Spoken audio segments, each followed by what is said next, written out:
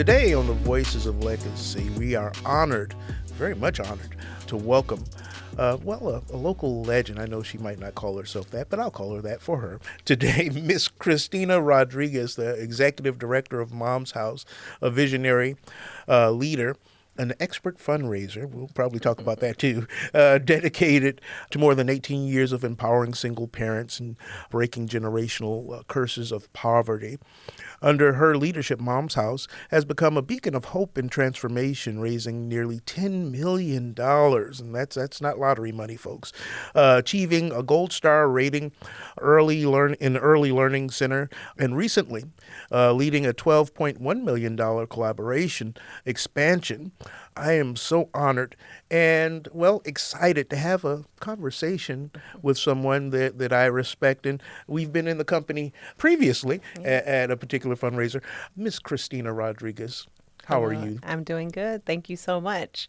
That's a great introduction. Oh, well, thank you. And thank you so much for being here. Thank you for having me. What is it that you can tell us about yourself that I didn't already mention? Oh, goodness.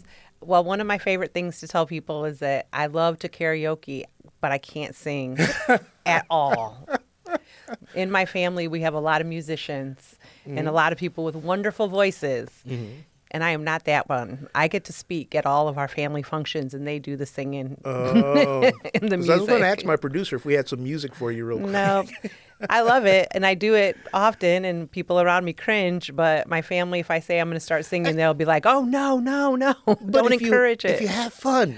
I enjoy it thoroughly. Yeah, aside from probably people being cringed about your singing. Absolutely. It's fun, and I always say God loves my voice. Now, I read that you are a proud Buckeye. Yes, I am. Is that so? Oh, I am a Buckeye through and through since I was younger. I don't know where that started. Actually, I was actually asking my mom that the other day because we came from a really challenging space, and colleges and education was not at the forefront of our minds. But I remember being a Buckeye fan, even as like a teenager.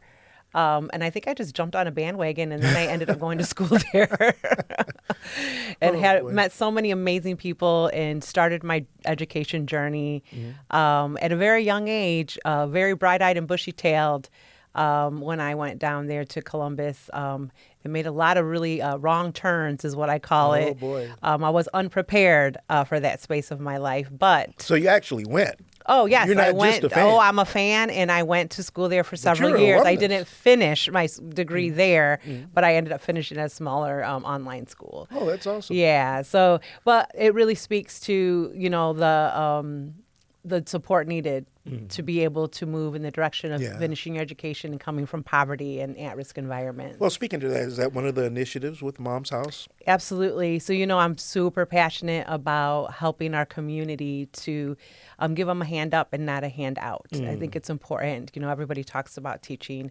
people how to fish instead of just giving them a fish. Yes. And that's what we do, every day is we're guiding young families along in their journey to ensure that they have a successful future, financially independent, but that they're able to do that on their own. So sustainable solutions, Absolutely. not just programs. Toledo is known for we have a lot. 1,000,001 programs and grants. We have so many nonprofits in Toledo. It's like over 3,500. But we still have the same issues. Absolutely. If not greater. Absolutely. With a smaller population.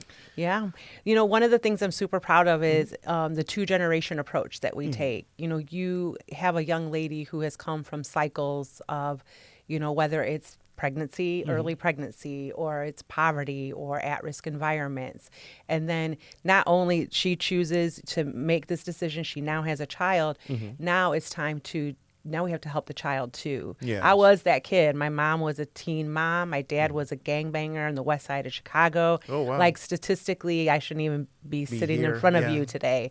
But there was a plan for my life, and we got help. So the young ladies that we're able to serve in this two-generation capacity it's a huge deal for our future. I get asked all the time, how can we stop the violence in our city? And there's not a magic wand, there's not a finger snap, but it starts with when babies are born, from 0 to 5, our brain, every human, it doesn't matter if you were born into a solid financially independent environment or into poverty. Every human on this earth, their brain is 90% developed by the time they're 5 years old.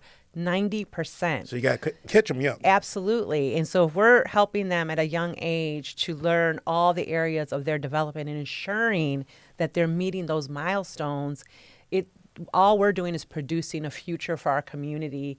So right now I get to see, and I'm starting to see the fruit of this, of these young people who were kids in our program now becoming leaders in our community and doing work in our community, graduating from high school, graduating from college. Are they coming back to help? They sure are. Absolutely. It's one of my favorite parts of what I do every day is just to see families come back. And You look too young to be talking about generations. well, thank you. I was 2 when I started, so Okay. no, you should see my mom. It's in the genes. Oh, So okay. she looks like she's my age. I'm 52. She's 74. Okay. But it is to be able to see, families' lives change. This is what I always say about this violence piece in our community. At 2 and 3 years old, we are learning self-regulation. That is one of the key components of development at that age. And if we are not taught and walked through that space and we're just shushed, put in a corner, told to be quiet, not allowed to use our voice at that age to understand that it's okay to have emotions and feelings, but what you do with them is the most important thing. Yes. At 3, you're throwing blocks at your friends. At 18, you're throwing fists and shooting guns. And so what we're doing at Mom's House and the work that I do in my life period is to ensure that we're helping while Mom is getting her life together and breaking those cycles, getting her education, going to parent education classes, doing the hard work of breaking those generational cycles. That baby's development's not going to wait for her to be done doing that. So we do it at the same time, and we're able to really help just shatter some of those demographic, generational statistics. curses Yeah, and it's all that stuff. amazing. We see 15-year-old moms that have 30-year-old grandmas, for their child. Wow.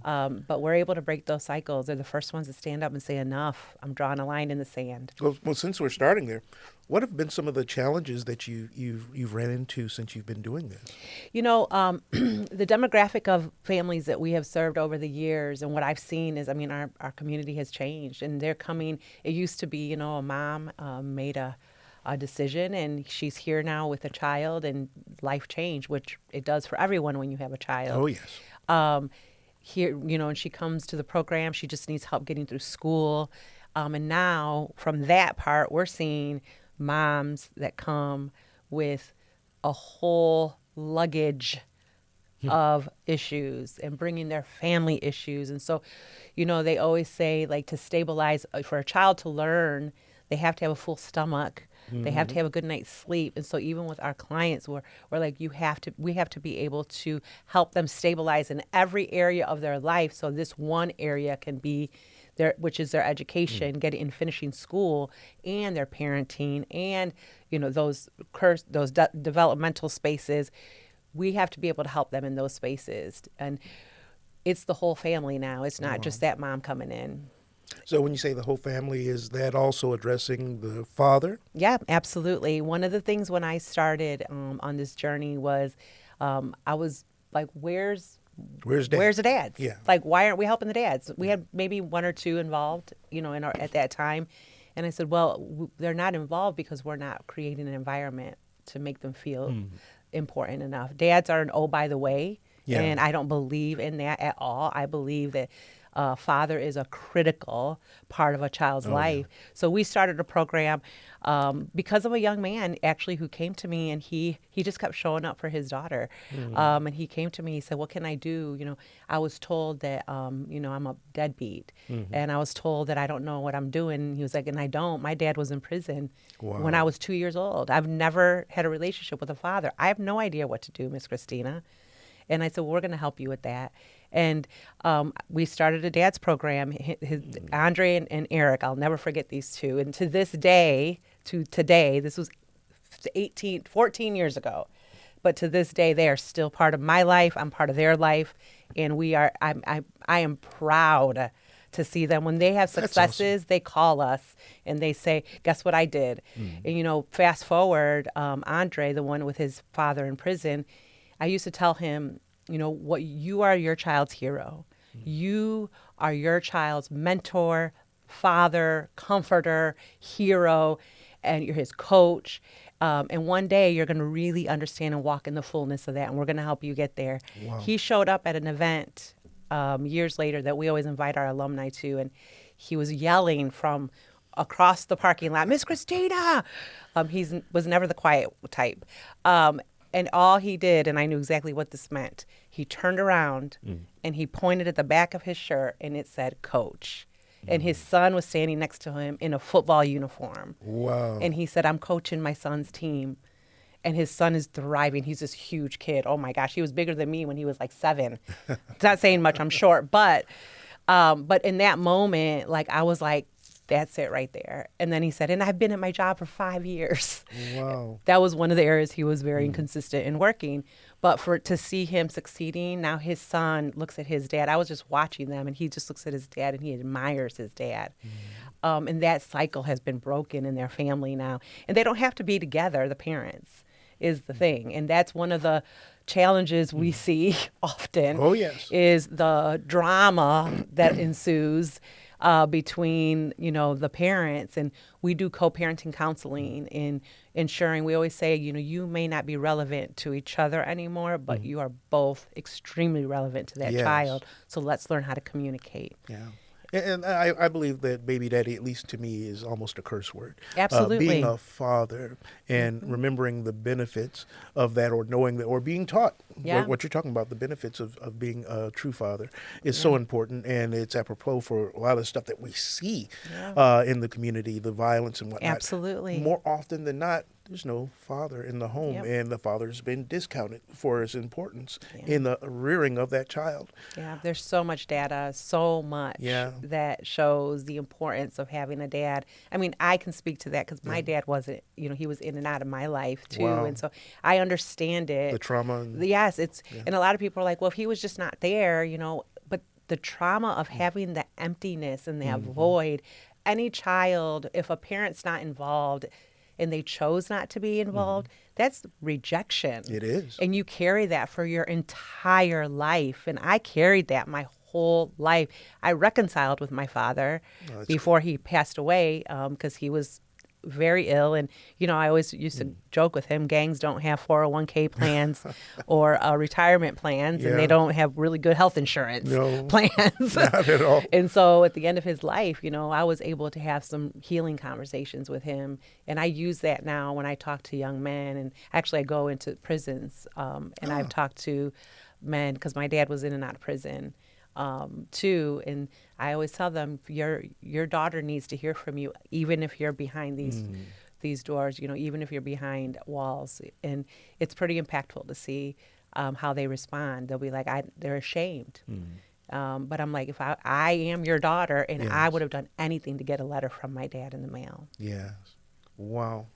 Yeah. So your greatest weapon for this battle that you have in assisting the young ladies that have made a decision, they had to make a decision to actually have the child, which we support wholeheartedly, has been what?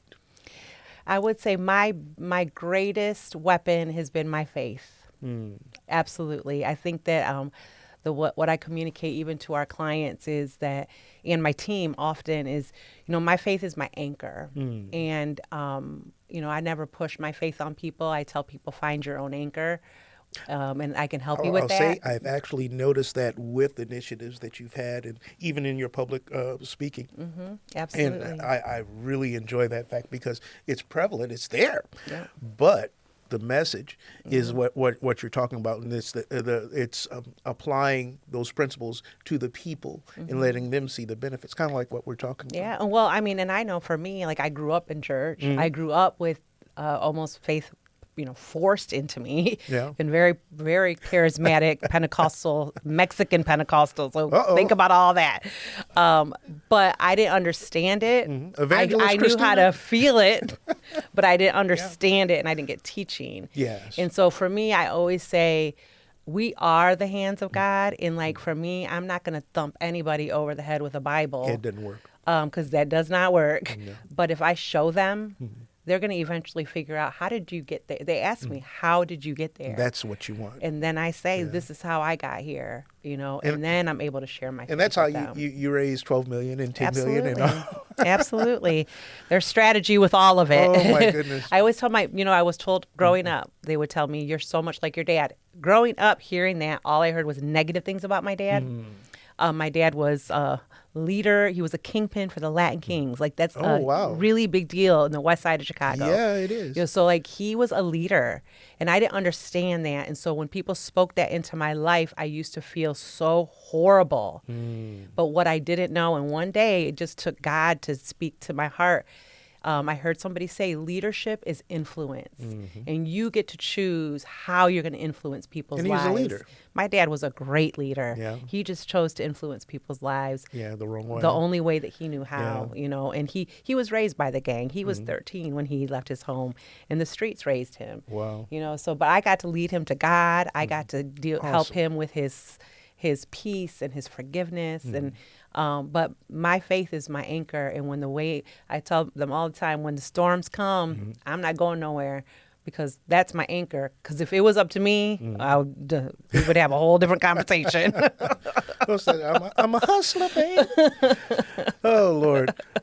What's been some of the biggest, well, we've already talked about some of the challenges, but specific challenges in balancing the growth of the organization to where it is now? And its perception is huge in this area, and the heart of the mission of Mom's House. Yep. I think, when Nancy Nudo started Mom's House, her heartbeat was that she was very active when it came to the pro-life community, actually. And one day she said the Lord gave her a dream one night. And he said, what are you doing for these babies when they're born? And her life changed forever. So not just saying, keep the baby, keep the baby. Absolutely. Absolutely. But past that. And I call it womb to tomb. Yes. I believe that there is a way and an avenue and a path. But at the same time, there is, we won't even get into the conversation about, a woman's body, because that's a whole separate, in my eyes, a separate conversation. But when she said that, that's why she did what she did with Mom's House. She said, I can't just keep marching. I can't just keep talking. Yeah. I have to do something. And of course, these days it's a very hot political thing. It wasn't back then. But this is the way I see it in our growth. As we've walked forward, we've worked with pro-life organizations as a collaboration. We've worked with, non-faith-based organizations. If you can find the middle ground, which for me, the middle ground is that child. Yes. They are here. And if we're going to sit and argue about what should have happened or why we believe certain things or what our stance is in a specific area, we are wasting time and we are wasting lives. Yes. And so this is the way that this is one of my analogies. I have a lot of them. But if you, and I'm going to just, you have children. Oh, yeah, 6. So, yes. Oh, goodness. So if one of those children was in a car accident and they were bleeding out on the street, and I'm pretty extreme with this, but I want the point to be made. And they had, about 2 more minutes until they were going to bleed to the point of death. And here comes the EMT person. And they're running, sprinting to your kid to save their life. Would you stop them and ask them if they're pro-life or pro-choice? Oh, no. Would you ask them what they believe about immigration? No. What their stance is on Jesus? On policies in the White House? No. Absolutely not. We have a community that's bleeding out on the streets and we're playing games. Yes. So that's where I stand. I stand wherever that kid is. I stand where the life is, and I will work with whoever, even if I disagree with their core beliefs, I will still work with them. That to me is what being inclusive is. Yes. Every voice at the table, even the ones you disagree with. That is a place where you could actually influence those that you should be witnessing to if you have faith. Absolutely. Anyhow, if you're not in their presence, and I'm with you all the day. I'm a chaplain of the Buffalo Soldiers. I work a whole lot They with support us. I love them. Yeah, I know. Toledo Police Department. And I don't agree with everybody. Yeah. at the core. But we do agree with what is our purpose, Yeah. to help the community, Absolutely. to be a blessing in the community, to save these children, to save even the parents. And if what you said, I absolutely agree. If you can agree on that, you can actually get stuff done. Yes. And that's how we just built a second building. And How's that going? Amazing. So I didn't It's anticipate. beautiful. It is amazing. I definitely I would love to have you for your own tour. Yeah. It was hard because of the rhetoric around us. And a lot of people don't know this is probably one of the first times I'm saying this publicly. I was beat up by our community in this space. Really? Yes. When it came to the us working with a pro-life organization as closely, everybody has opinions on who you should work with to get work done. But guess who? This is what I say all the time. In this building, the work we're doing is work for both sides. The baby's being born and we're taking care of the baby. There's no sides if they're not alive. So there it is. And so for us, we believe womb to tomb, and a choice for life isn't a choice for poverty. You don't have to live in that space because you chose to have your child. And we do see really hard situations. We've seen situations that it's not just the decision making of the young lady, it was put on her. Yes. And so we've walked through that with our families.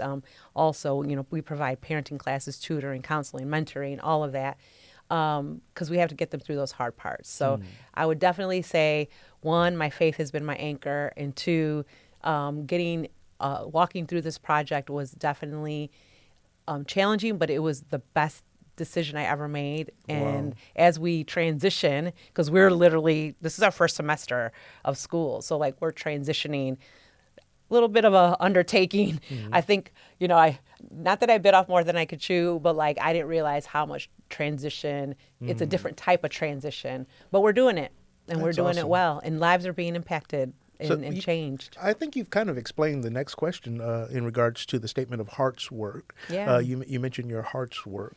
Yep. Where does that come from? So we do a lot of programming, like we talked about earlier. Everybody does programming, right? Everybody wants data. Everybody wants outcomes. Everybody wants the tangible things that you can say, well, we changed this many lives and fed this many people. But there's a part of what we do, and this is a heartbeat for me my entire life, is the heart work. How do you change people's hearts? Yes. Poverty is a mindset.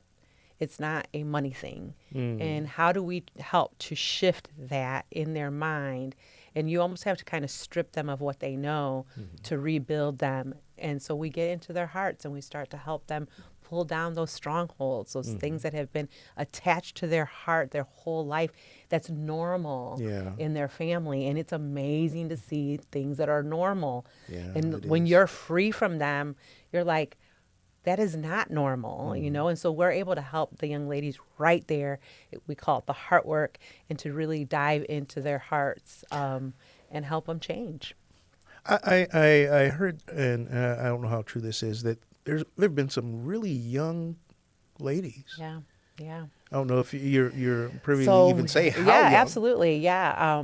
We have 8th graders on our list right now, by the way, which is heartbreaking. But Sounds like somebody ought to be in jail. I agree with you. We actually, in this case, our youngest client in the history of our program was 13. Oh my God. Yeah. And her mother was an addict. She would allow her men to be with her daughter for a hit, basically. So every time mom got high, she was put into a really bad position. And so she became pregnant by one of them. So you're literally making a young girl into a woman. Yeah. And they took her out of that home. The nurse at the school is the one that figured it out. And so so she was in the foster system. We have young ladies who are in the foster system. She got a foster grandmother. It's a lady who has had probably 30 plus foster kids. She's retired from it now, and she's doing well. And she said, we're going to mom's house. And they showed up while she was pregnant, and they said, we need to help. Can you help us? And we said, absolutely. We helped her graduate from high school, she did 1 year. They can be in a program from 0 to 5. So with the kids, because we're not licensed for kindergarten. And we helped her 4 years of high school, Then she went to she wanted to be an esthetician, Wow. and so she did beauty school, and we continued to help her. She owns her own salon. She's done my eyebrows. Whenever she would see me, she would be like, "You really need your eyebrows done." Oh my goodness. I'd be like, "Okay, well, let's do it." Sometimes she would just show up with it at the office. So I guess that leads to another question. What's the process if somebody needs help from Yeah. your organization? Yep. So there's several different ways. Obviously, they can go on our website, which there's a plethora of information there. But the best thing to do is go to the website. There is a space that they can fill out an application. They do have to be enrolled in school. That could be trade school, GED, 2-year, 4-year. I mean, we've got girls from getting their GED right now. We have one getting her master's. Wow. Like, it's so spread out.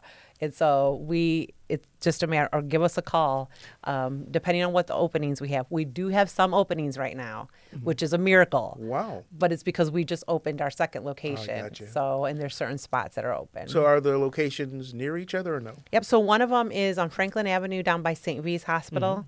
And then the other one is on Westwood Avenue, right, University of Toledo. So kind of split the city in half. Near Door Street area? Yep. Nebraska? Yep, right there where it was closed for a while. Yeah. So it's open again. But we kind of thought, our thought process there, when I was looking for growth, me and my board, I kept saying I want to be close to UT, walking distance from UT, and on a bus line. Ah. And so that was my prayer. And we're less than a mile from UT and on a bus line. Sounds like what you got. So do the girls help each other? Oh, absolutely. Young Absolutely. ladies? Yep, usually our veterans, the ones that have been in the program for a couple years are the ones. I walked into a conversation just on Friday of one of the moms. She was telling another younger mom, like, well, you need to have a conversation with them because they'll help you with that. And a lot of the moms, they get a little nervous on like approaching us for help in some areas. It takes time for them to trust us, Yeah. And so they help each other. They train each other. They have to do 2 hours of service in our program also. And so they are a support system to each other. Now they're in each other's weddings. They're inviting each other to birthday parties. I'm like, I love you guys, but I can't come to every one of your kids' birthday parties. So, and I already know the answer to this, but Mom's House is a no judgment zone? Absolutely. You So I've heard. you come, and we love you. Come as you are. We love you. Yeah. And one of the things for me is when you hear a young lady say, like, you're not gonna be able to handle what I'm bringing to the table. Because it's going to be honest, right? And I'm like, bring it on. Like, I lay it all out. And we've heard that so many times. But we're gonna love you, and we're gonna believe in you, and we're gonna show you a whole different part of life. And when our girls come in, they come in one way and they just leave like a whole head up, shoulders back, ready to face the world. Amazing moms, and it's just it's an area of pride for me. Yeah, I just got a like- text from one this morning, a graduate of our program. Awesome. Yep. Now she's telling me to have a good day. Oh, my like goodness. she's like, "You're amazing. Have a great day. I love you." I'm like, And that's the best payment of oh all. gosh, yes, Yeah. absolutely. Wow. So when do you have time to be the chair of anything other than what you're doing right now? And what else do you do? Great question. Yeah. So I have to be very intentional with my time.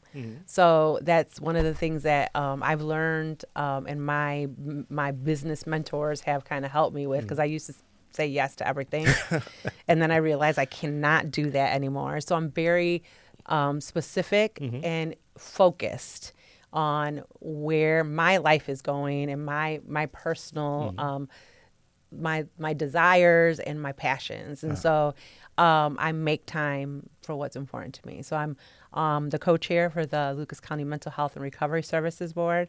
That is a heart thing for me. That is Wow. I grew up in addiction with my family, and I still have we've experienced it. It's come through our bloodline. Mental illness is a huge thing in my family. My father was a heroin addict, towards the end of his life. And so to me, if I can help somebody at a higher level, I am so honored that I was even asked to be a part of it. And now as I am the co-chair and looking at being the chair of the Lucas County Board in the next several years. So Very, very proud of that. It's super important to me. So right now I'm on that board. I'm on the board of my church, something I just started. Okay. But that's important to me. Yeah. I've served in my church for my entire, I've been here since 1995, and that's when I really started getting involved. And I always say I got saved for real because I grew up in it, but like I made the decision that this is what the direction my life was going to go. And then I also I'm on a Martin Luther King Holiday Commission for the governor, Governor DeWine. And I'm the chair of that. I'm the first Latina in the history of the state of Ohio to be the chair. And we plan different events throughout the state of Ohio, just really highlighting the importance of what he stood for.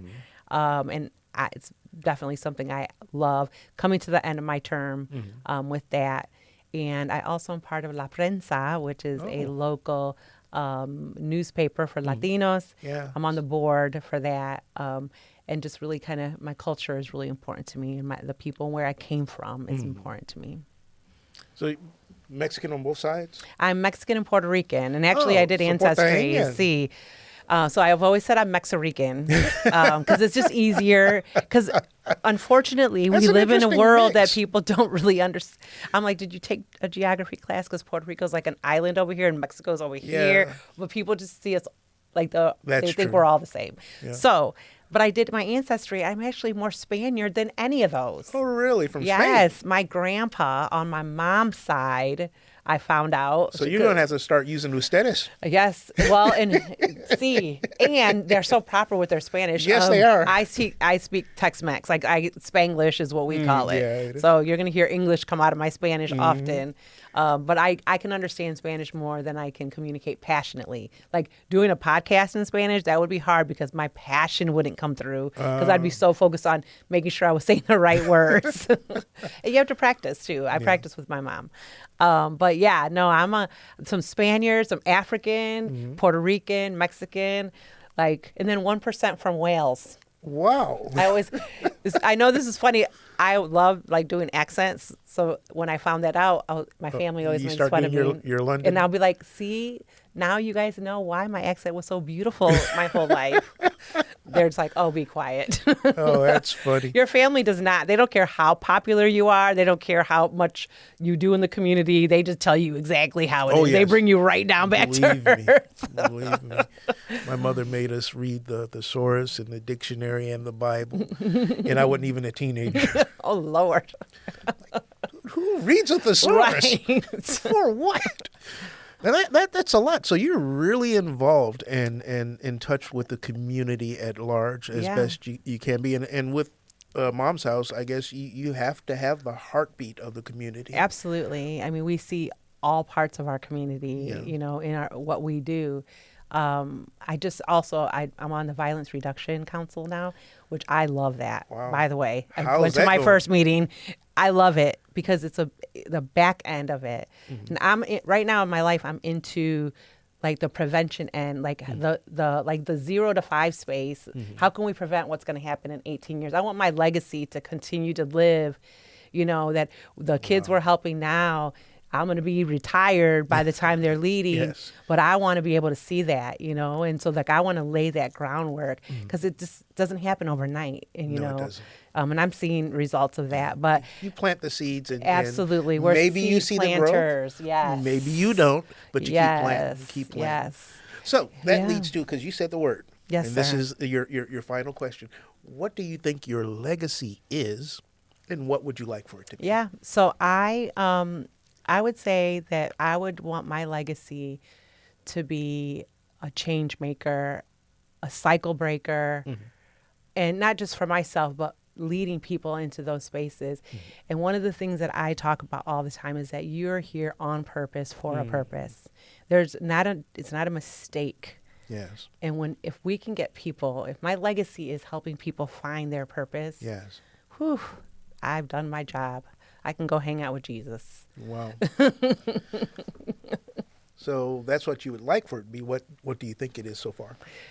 I think so far that I have been, right now, I think I have a loud mouth in our community. Oh, which, this is a quick story, is, growing up, I was told I was too much. I was too loud. I was disrespectful because I was always right fighting. I was always about justice. And I would ask questions, and my mom couldn't control that part of me. And she was like, she's just trying to survive, but she didn't understand what this thing that she had in me was. My whole family even would be like, you're too much. She's loud. She's terrible. She's disrespectful. Oh, no. And my voice was being shut down. But what they didn't know is that there was a purpose for my voice. And so right now, I would say that I'm using my voice to help other people find their voice. And the people who were told they're this, they're that, you're not. I want to fight for the people. Like I'm no offense to the people that are ready, where they need to be. Yeah. I want to fight for the people who don't have a voice. Gotcha. And that's what I'm doing every day. Awesome. Every day. Awesome. Well, thank you so much for coming on the Voices of Legacy. It sounds like there's a book and a movie in the works for you somewhere. Yeah. I started one, actually, a book. I started writing chapters, but I'll get there one day. It's an awesome story, and we're really thankful for the purpose that you found in your life's work in helping these young people, young ladies and young men. Yes, absolutely. Oh, my goodness, that's awesome. Thank you so much for coming on the Voices of Legacy today. Thank you for having me. I'm honored.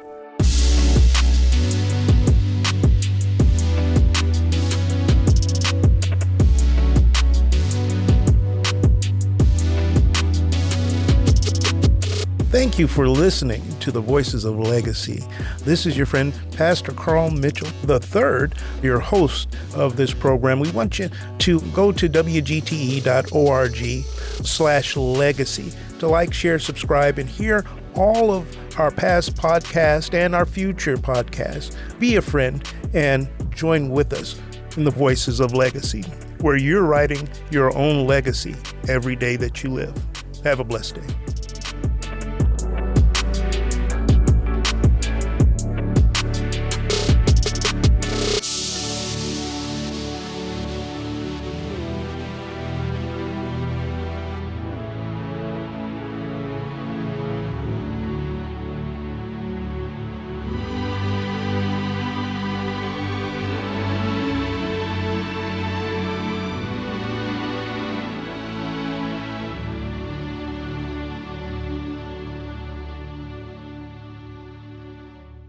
WGTE. Voices around us.